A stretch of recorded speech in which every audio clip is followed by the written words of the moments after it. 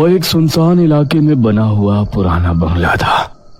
बंगले के चारों ओर अजीब सा मौत जैसा सन्नाटा पसरा हुआ था। एक 25 वर्षीय युवक कमरे के अंदर गोल घेरा बनाए बैठा हुआ कुछ बड़बड़ा रहा था। कमरे में 0 वॉट का बल्ब जल रहा था और चारों ओर फर्श पर तंत्र मंत्र के सामान बिखरे हुए थे। उस युवक की हालत बहुत ही गंदी थी। अचानक उसके कानों में बंगले की डोरबेल की आवाज बढ़ी। उसने अचानक अपनी आंखें खोल दी।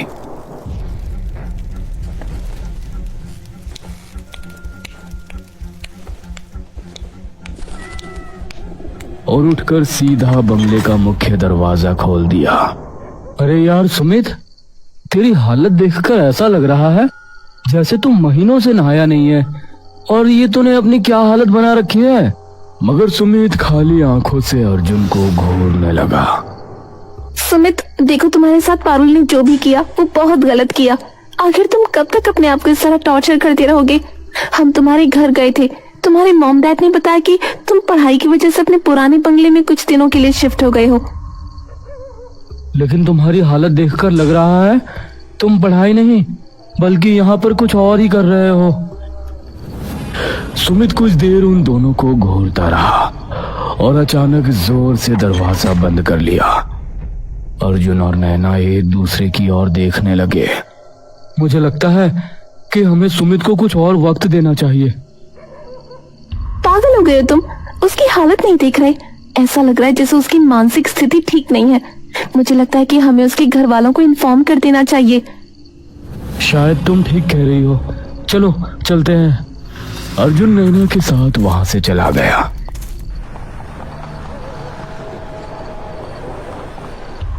इधर सुमित दोबारा उस कमरे में आकर बैठ गया। वो एक टेबल के पास गया और एक लड़की की तस्वीर उठाई। अचानक उस तस्वीर को देखकर उसकी आंखों में नफरत के भाव झलकने लगे। तुम चाहे कितने भी अमीर बाप की औलाद क्यों ना हो पारुल, लेकिन तुम्हें मेरे साथ किए गए धोखे की सजा भुगतनी ही होगी।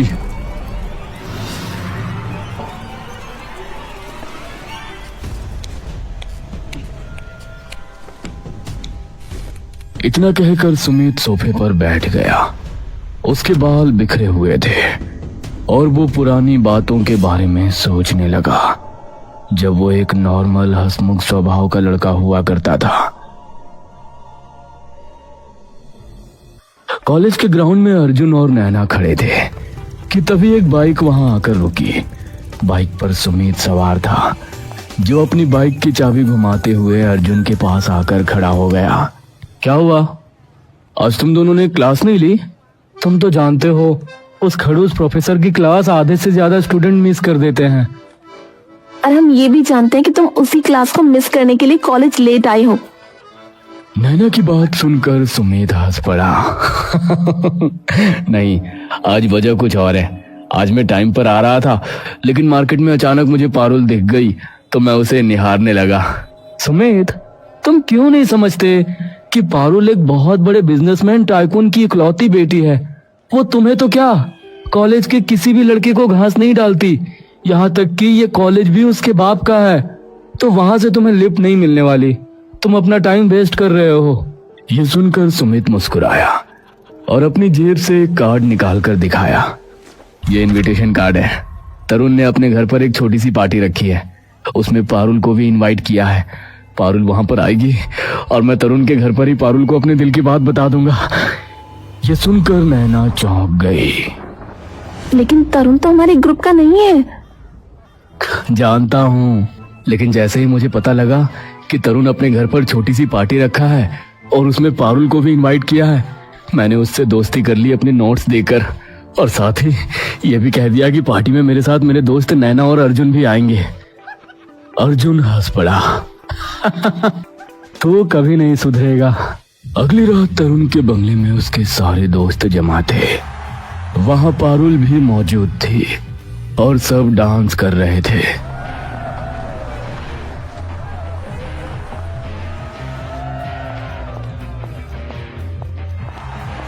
तभी अर्जुन अपने दोस्तों के साथ वहां पहुंचा।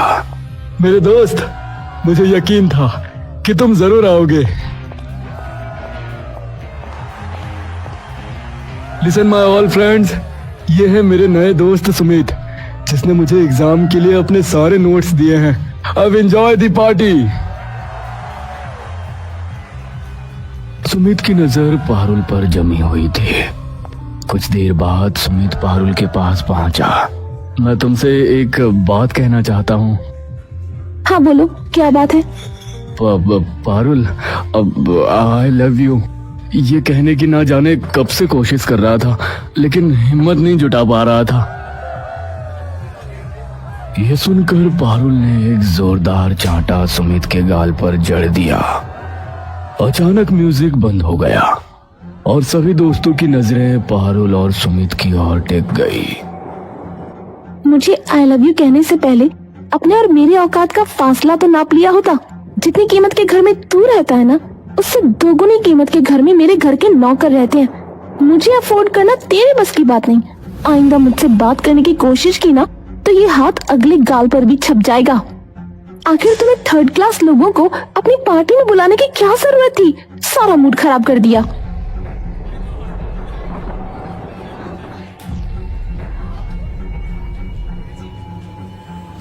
तरुण गुस्से से सुमित की ओर देखने लगा। सुमित को अपनी बहुत ज्यादा इंसल्ट महसूस हुई और वो गुस्से से तरुण के घर से बाहर निकल गया। पीछे पीछे अर्जुन और नैना भी आ गए।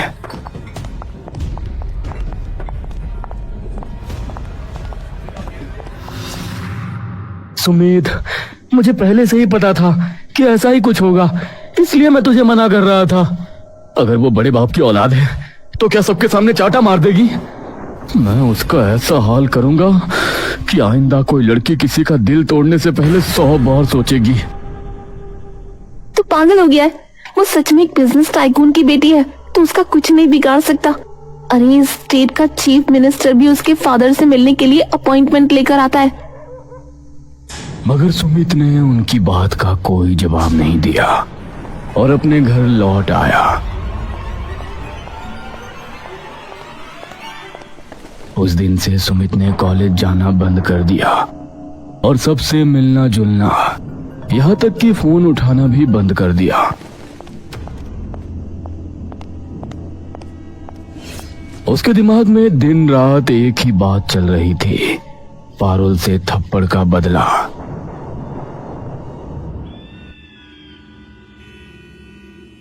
एक दिन सुमित लैपटॉप में कुछ देख रहा था कि तभी उसकी नजर एक वीडियो पर पड़ी, कर्ण पिशाचनी।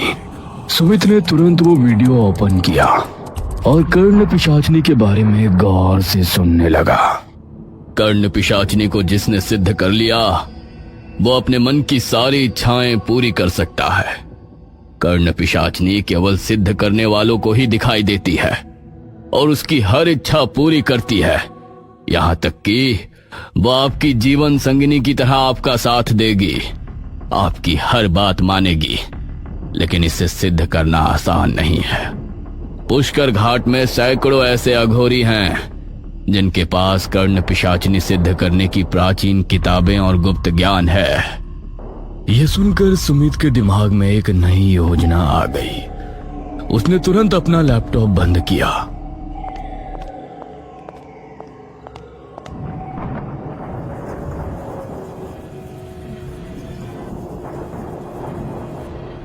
अगले दिन सुमित अपना बैग लेकर घर से बाहर निकल रहा था कि तभी उसकी बहन शालिनी ने पूछा, भैया आप कहाँ जा रहे हो? पुष्कर घाट, बस मेरा घूमने का मन कर रहा है।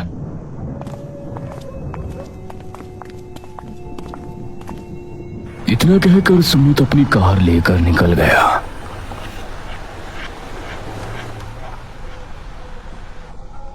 कुछ घंटे बाद रात के सन्नाटे में सुमित पुष्कर घाट में खड़ा था। तभी उसे एक अघोरी दिखाई दिया। सुमित धीरे धीरे कदम बढ़ाकर उसके पास गया। क्या हुआ? तुझे शमशान घाट में डर नहीं लगता? चला जा। रात के समय यहाँ कोई रुकना पसंद नहीं करता। मैं यहाँ पर कुछ पता करने आया हूँ। क्या पता करने आया है? मैं कर्ण पिशाचिनी को सिद्ध करना चाहता हूँ। ये सुनकर अघोरी की आंखों में अजीब सा डर दिखाई दिया। ऐसा सोचना भी मत, तू नहीं जानता, कर्ण पिशाचिनी सुनने में बहुत अच्छी लगती है, लेकिन इसे सिद्ध करना आसान नहीं होता। सिद्ध करने वाले को इस पूरे ब्रह्मांड की सबसे कठिन परीक्षा देनी होती है, तभी कर्ण पिशाचिनी उसके सामने आती है। परंतु वो जिस किसी के जीवन में आती है उसका जीवन नरक बन जाता है। लौट जा। तभी सुमित की नजर अघोरी के बगल में रखी हुई एक किताब पर पड़ी जो बहुत प्राचीन लग रही थी। सुमित ने तुरंत वो किताब उठा ली। मेरी किताब वापस कर। लेकिन सुमित रात के सन्नाटे में सीधा दौड़ पड़ा। अघोरी की आवाज उसके कानों में गूंज रही थी। किताब वापस कर दे मूर्ख, तू नहीं जानता कर्ण पिशाचिनी कितनी खतरनाक होती है। उस दुनिया के दरवाजे मत खटखटा, वहां से कोई वापस नहीं आया। मगर सुमित की आंखों में केवल पारुल के लिए नफरत थी।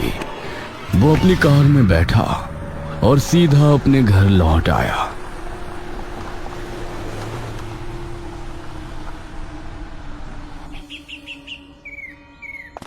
अगले दिन सुमित अपना बैग लेकर फिर निकल रहा था कि तभी उसके पिता ने पूछा, तुम कहाँ जा रहे हो?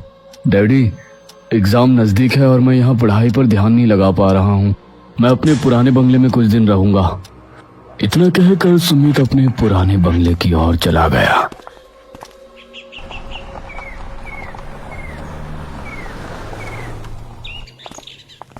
सुमित पुराने बंगले में पहुंच गया।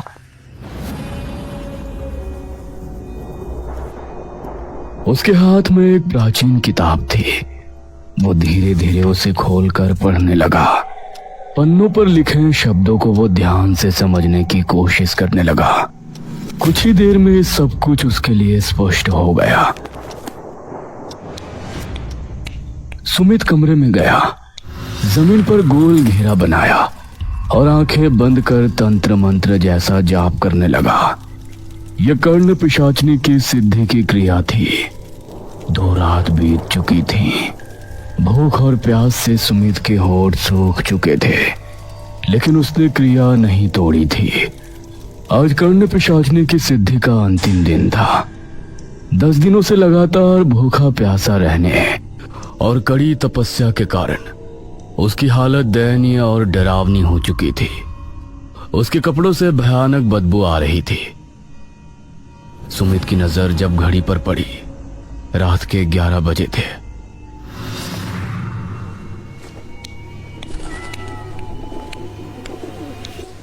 वो चुपचाप गोल घेरे में बैठ गया और तेज आवाज में मंत्र पढ़ने लगा।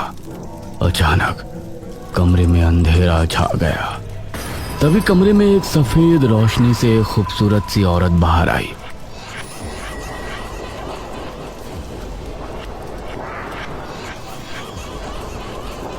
आखिर तुम मुझे अपने पास बुलाने में कामयाब हो ही गए। सुमित उसकी सुंदरता देखकर हैरान रह गया। अब से मैं तुम्हारी हूँ, लेकिन तुम्हें कुछ शर्तों का पालन करना पड़ेगा। कैसी शर्त? याद रखना, तुमने मुझे सिद्ध किया है। मैं तुम्हारी हर बात मानूंगी, तुम्हें हर सुख दूंगी, यहाँ तक कि पत्नी का सुख भी। लेकिन अब से तुम वही खाओगे और पियोगे जो मैं खाती और पीती हूँ। मुझे मंजूर है। ठीक है, लेकिन बदले में हर रात तुम्हें मुझे किसी की आहुति देनी होगी। उसकी सुंदरता में अंधा होकर सुमित भूल गया कि वो क्या कर रहा है। हाँ, मुझे मंजूर है। मैं केवल तुम्हें दिखाई दूंगी, तुम्हारे अलावा किसी को नहीं। और अगर तुम्हारे पास कोई दूसरी औरत आई तो वो इस संसार में नहीं रहेगी। अब बताओ, तुम्हें मंजूर है? हाँ, मंजूर है।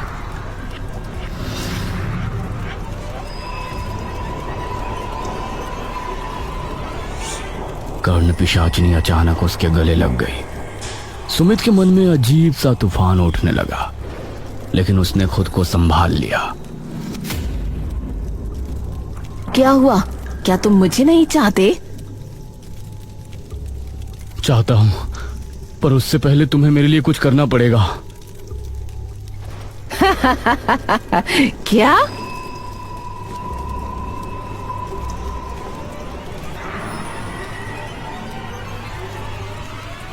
इसका नाम पारुल है। मैं चाहता हूं कि कल का सूरज ये ना देख पाए। ठीक है। ये कहकर वो गायब हो गई। उधर पारुल अपने बेडरूम में आईने के सामने बाल काट रही थी। अचानक उसे आईने में पीछे एक भयानक चेहरा दिखाई दिया। वो चौंकी और पीछे मुड़ी। वहां एक भयावह औरत खड़ी थी। कौन हो तुम? भयानक औरत ने बिना कुछ कहे उसकी तरफ डरावने तरीके से बढ़ने लगती है। पारुल की चीख पूरे बंगले में गूंज गई।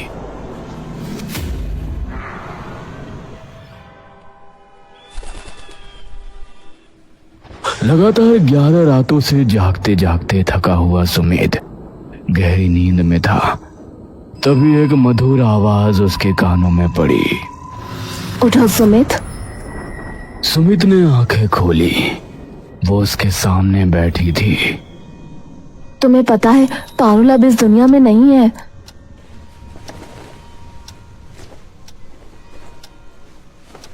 सुमित ने तुरंत टीवी ऑन कर दिया। Breaking news! इस शहर के मशहूर बिजनेस टाइकून की इकलौती बेटी पारुल अब नहीं रही। सुमित ने टीवी बंद किया और कर्ण पिशाचनी की ओर देखकर मुस्कुराया। वो उसके करीब आई और लिपट गई और सुमित उसकी आगोश में पूरी तरह से खो गया। कुछ देर बाद वह गहरी नींद में चला गया।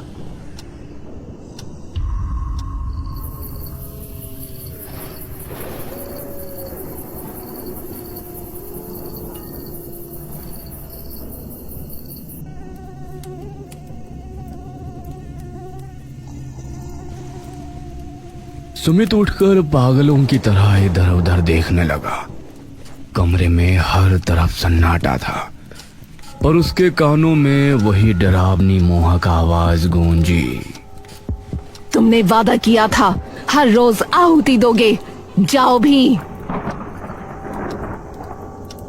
सुमित की आंखें फैल जाती हैं, उसकी सांसें तेज हो जाती हैं। वो सम्मोहित सा खड़ा हो जाता है। वो उठ खड़ा हुआ।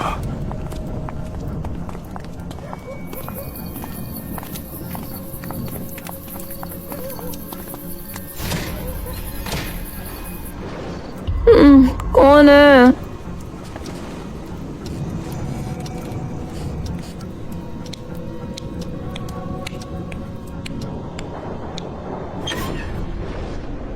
दरवाजा खोलते ही सामने सुमित खड़ा है।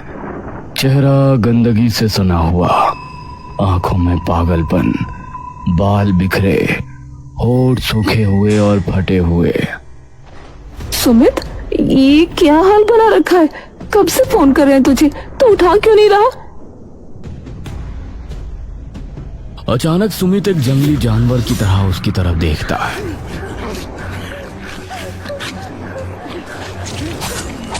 कैलाशनाथ घबरा कर उठते हैं। सामने सुमित लहूलुहान खड़ा है, आंखों में हैवानियत।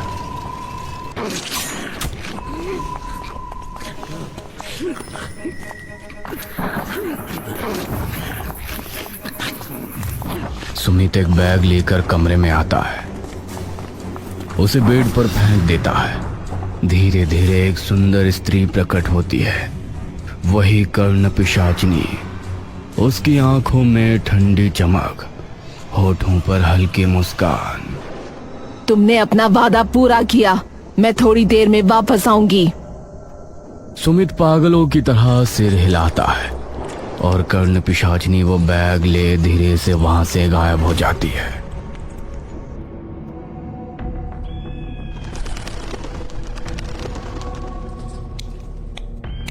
अगली सुबह शालिनी कमरे में घुसती है और सामने का मंजर देखकर वो चीख पड़ती है।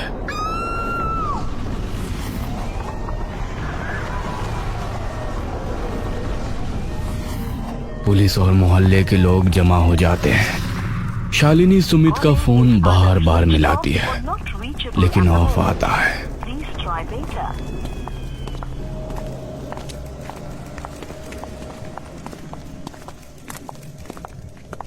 ये सब कैसे हुआ?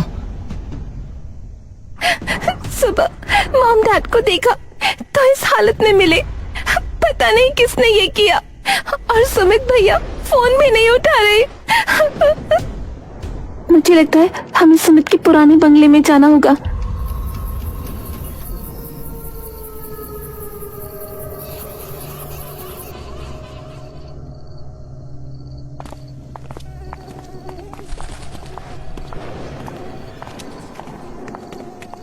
ये कैसी बदबू है? पता नहीं। सुमित, सुमित। कोई जवाब नहीं। वे एक कमरे में घुसते हैं जहां सुमित बेजार हालत में अकेला किसी से बात कर रहा होता है। भैया ये क्या कर लिया आपने और आप किससे बात कर रहे हो? सुमित बड़बड़ाता है। अचानक उसके कानों में फिर वही आवाज। ये तीनों खड़े हैं, मुझे ये चाहिए अभी। नहीं, ये मेरी बहन और दोस्त है, मैं नहीं मार सकता। अर्जुन डर से एक कदम पीछे हटता है। सुमित, तू किससे बात कर रहा है? अचानक कमरे की लाइट फटकर बुझ जाती है। धुएं के बीच कर्ण पिशाचनी का असली भयानक रूप सामने आता है। लंबी काली जीभ, लाल जलती आंखें। ये है मेरा असली रूप और तुमने जो वादा किया था वो निभाओगे। ये तुम्हारे ही माँ और पिता थे जिनको तुमने मुझे दिया अपनी मर्जी से। नहीं, ये नहीं हो सकता। अगले ही पल सुमित को सब कुछ याद आ गया कि उसने यहां आने से पहले क्या क्या किया है।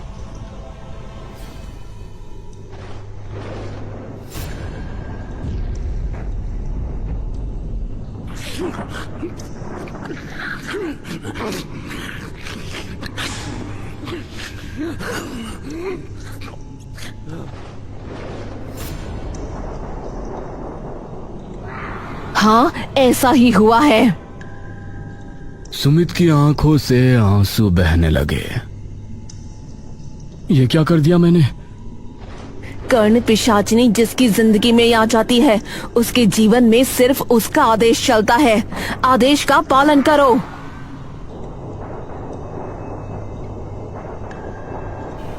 अगले ही पल सुमित फिर से सम्मोहित अवस्था में आ गया।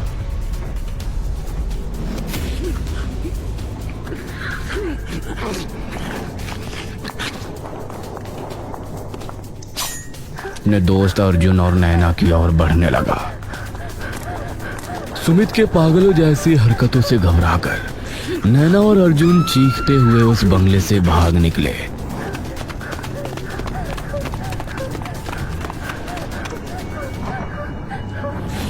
वे चिल्लाते हुए घने जंगल की ओर दौड़े। वे जंगल में एक बड़े पेड़ के पीछे छिप गए। सांसों की आवाज एकदम दबाने लगे। तभी दूर से उनके सामने एक लंबा झाड़ झंखाड़ों से ढका हुआ व्यक्ति आता दिखा। वह वही अघोरी था जिससे सुमित कर्ण पिशाचनी की प्राचीन किताब चुराकर भागा था। तुम दोनों यहाँ क्या कर रहे हो इस वक्त जंगल में इतनी डर के साथ? अर्जुन कांपते हुए सब कुछ अघोरी को बताता है। समझ गया। इतना बोलकर अघोरी ने गंभीर होकर उनके पास एक माला निकाली। यह माला तुम्हारे जीवन की रक्षा करेगी। फिलहाल इस शहर को छोड़ दें।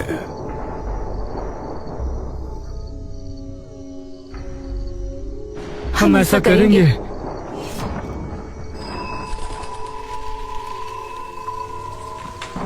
अघोरी सुमित के बंगले में पहुंचा।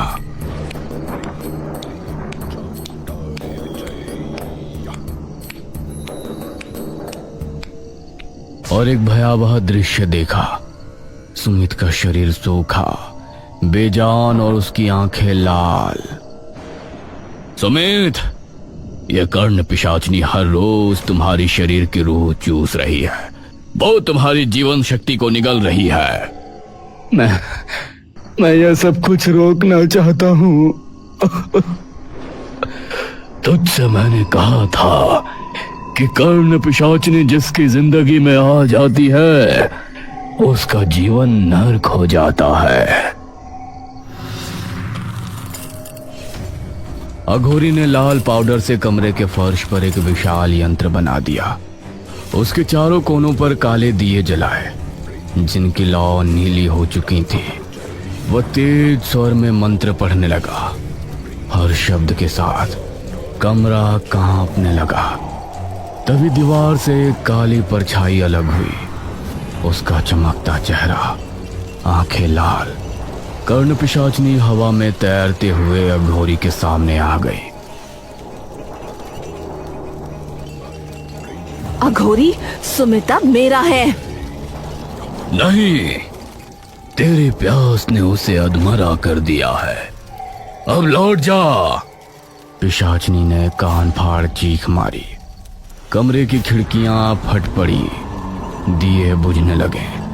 लेकिन अघोरी ने मंत्र और तेज कर दिए। पिशाचनी ने अपनी लंबी सांप जैसी जीभ अघोरी की ओर बढ़ाई, लेकिन त्रिशूल की नोक से टकराते ही वो पीछे हट गई। अचानक उसने झपटा मारा और अघोरी को अपनी पकड़ में जकड़ लिया।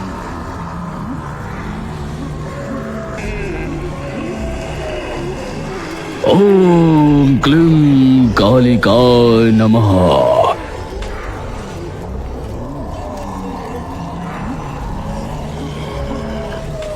उसके शब्द बिजली की तरह गूंजे। पिशाचनी पीछे उछल गई, लेकिन उसकी आंखें और गुस्से से धधक गई। उसने सुमित की ओर हाथ बढ़ाया, पर यंत्र की लाल रेखाओं ने उसके हाथों को पीछे झटका दिया। तुम मुझे बांध नहीं सकते। बांधना नहीं, विदा करना है। अघोरी ने तांबे के पात्र में काला तेल डाला और उसमें लाल धागा जलाया।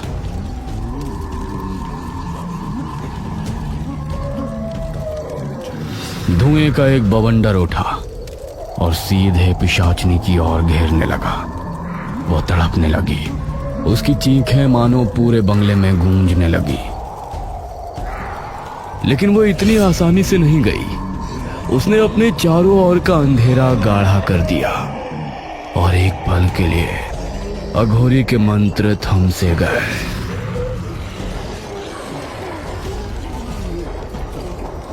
जैसे ही मंत्र गूंजा, यंत्र से उठी अग्नि ने पिशाचनी के पूरे अस्तित्व को धुंधला कर दिया और वो धुएं के भंवर में समा गई। कमरे में अब सिर्फ सन्नाटा था। अघोरी पसीने में भीगा पड़ा था, लेकिन उसकी आंखें शांत थी। सुमित रो रहा था। उसकी सांसें टूट टूट कर आ रही थी। मैंने अपने ही माता पिता और बहन को मार दिया। मैं अकेला रह गया।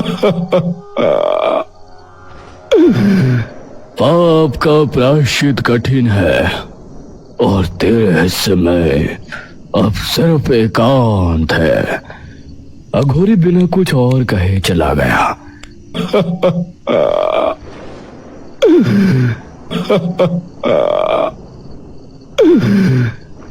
सुमित उसी अंधेरे बंगले में अकेला रह गया, जहां हर दीवार उसके गुनाहों की गवाही दे रही थी।